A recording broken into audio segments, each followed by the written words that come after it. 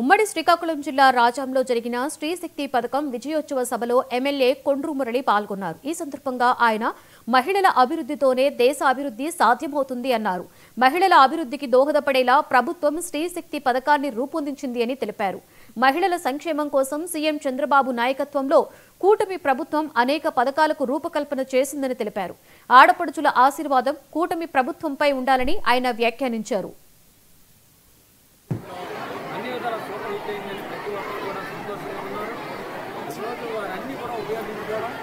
అలాగే మనం ఇస్తున్న సిలిండర్ అయితేనేమి, అలాగే తల్లికి వందనం, అదేవిధంగా మన రైతులకు ఇస్తున్న అన్నదాత కార్యక్రమం కానీ ఇవన్నీ కూడా వారే ముందుకొచ్చి చెప్పడం జరిగింది. అన్ని విధాల మరి చంద్రబాబు నాయుడు గారు ప్రభుత్వం చేస్తున్న ప్రోత్సాహాన్ని మరి తీసుకుంటూ ముందుకెళ్తామని కూడా వారు చెప్పడం జరిగింది. సంబంధం తెలియజేస్తున్నారు.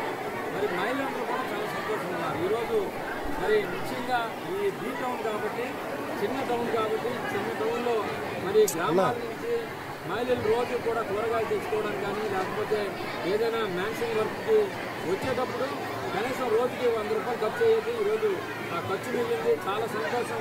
చంద్రబాబు ఎల్లకాలం ఉండాలి, ఈ కోట ప్రభుత్వం ఎల్లకాలం ఉండాలని కోరుకుంటున్నాను.